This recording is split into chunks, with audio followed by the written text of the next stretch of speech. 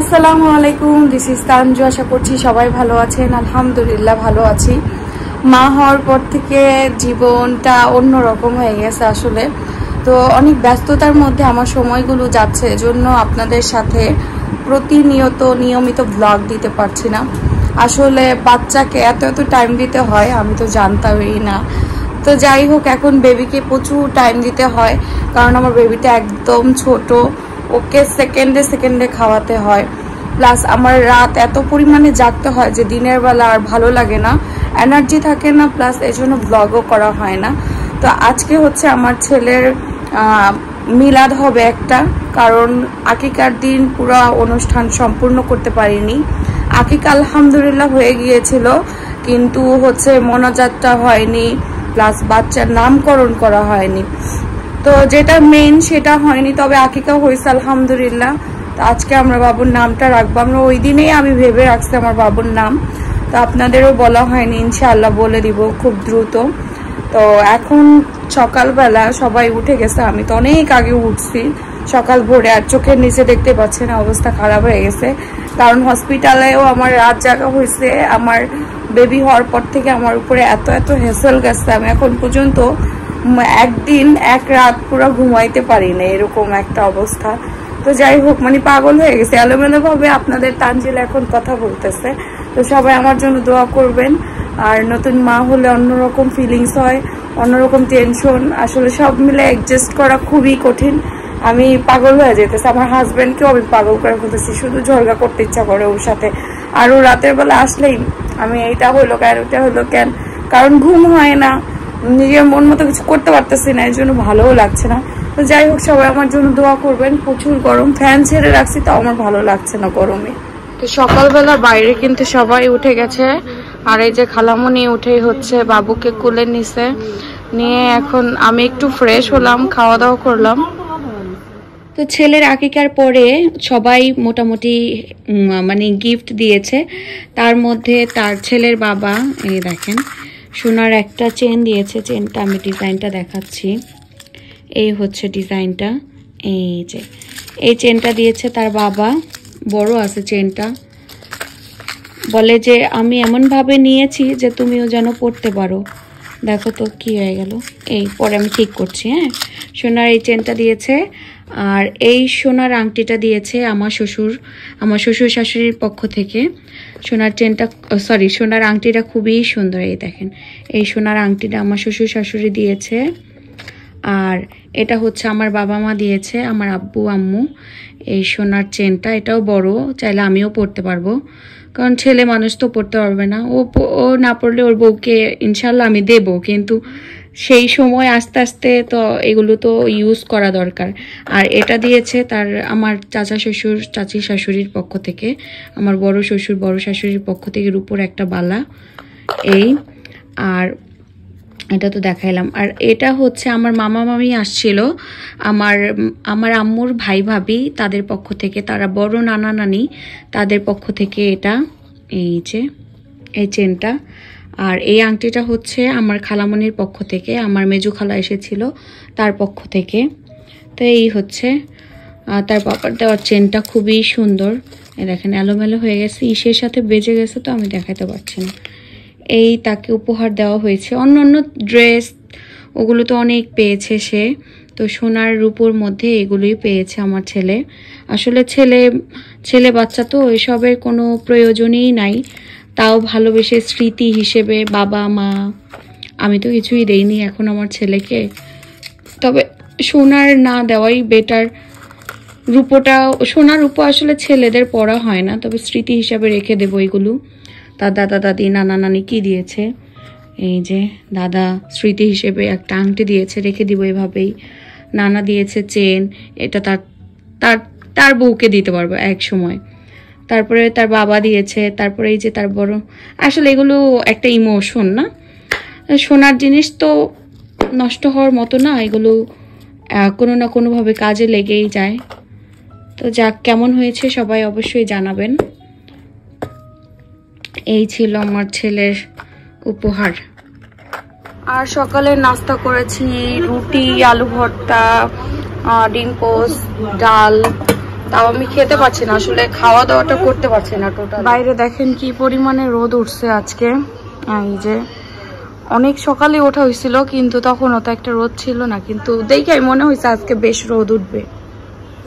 সকাল সকাল আলু ভর্তা, ভাত, গরম ভাত। এটা কি ঠান্ডা ভাত নাকি? না, খুললাম ভাত। ডিম ভাজা, আর এদিকে চর্বি দিয়ে হচ্ছে ডাল হবে না চাচি? চর্বি ডাল, আর হচ্ছে গরুর মাংস। দুপুরের রান্নার পাশাপাশি আয়োজন, কারণ সময় লাগে তো রান্না বান্না করতে। সবকিছু রেডি থাকলে আর সময়টা লাগে না অত একটা। তো সকালবেলা উঠেই বাচ্চার বাবা হচ্ছে বাজারে চলে গিয়েছিল, তো গিয়ে হচ্ছে মুরগি আর শসা আর মশলা কিনে নিয়ে আসলো, আর সব কেনা হয়ে গেছে। এত পরিমাণে গরম। তো দাদি হচ্ছে আমার রুমটা গুছাই দিতেছে আগে। আজকে বললাম যে আজকে যেহেতু কাজ, আগে সব ঘরগুলো গুছাই নিতে হবে। এই যে এখন সবকিছু গুছানো হইতেছে, রুমটাও ঝাড়ু দেওয়া হবে। সকাল সকাল এসে দাদি আগে রুমটা ঝাড়ু দেয়, কারণ বাচ্চা কাচ্চা থাকলে এরকম হবে স্বাভাবিক। কি গো, এই সময় তুমি এখানে কি করছো? কি করব, আজকে আমার ছেলের মিলাদ। ছেলের মিলাদে সেজন্য কি একটু তদারকি করছে নাকি? অন্যরকম। হ্যাঁ, তা তো করতেই কিছু করতে না পারি, কিন্তু বলতে তো পারি। এদিকে হচ্ছে বাবুর দাদি প্রস্তুতি নিয়ে নিয়েছে, কোটাকাটি শুরু হয়ে গেছে না?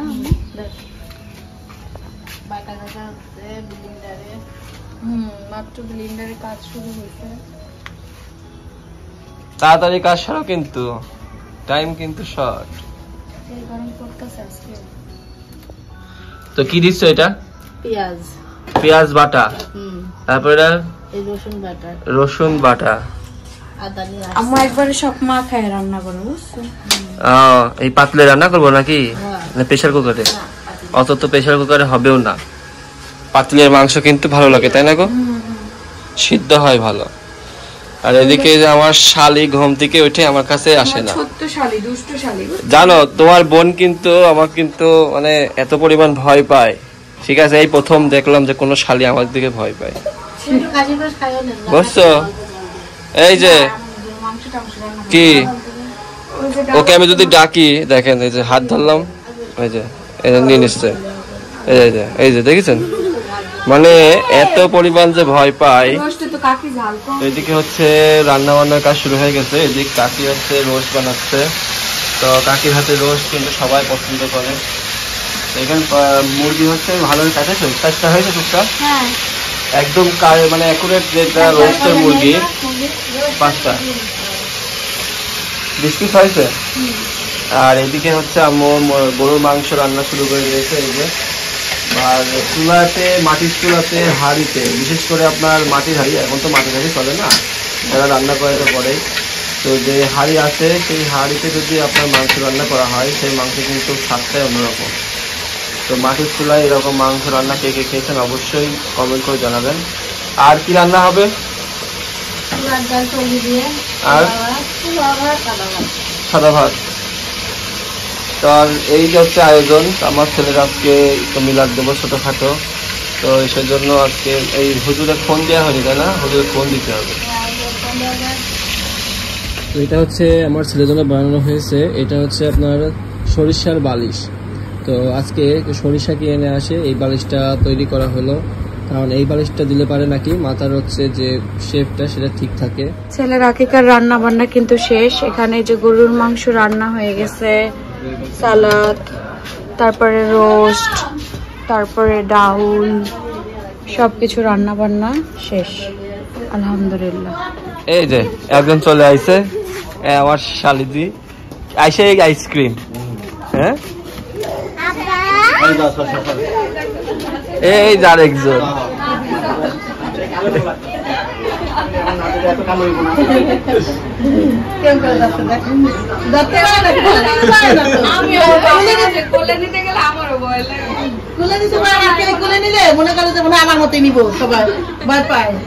তো এই যে চলে আসলো আমাদের শোরুমে। তো আমাদের শোরুমে আসার সময় যে এত পরিমাণ বৃষ্টি হচ্ছে, হ্যাঁ মানে একদম ভিজে গেছি। তো মাথায় শুকাইলাম একটু, মাথায় না ভিজে থাকলে কিন্তু ঠান্ডা লেগে যাবে আবার। তো এসে দেখি সব মার্কেট খোলা, আমাদের শোরুমও খোলা আছে। তো যারা আসবেন দ্রুত চলে আসবেন, আমাদের শোরুমে কিন্তু নতুন নতুন কালেকশন কিন্তু অ্যাড হচ্ছে আরও।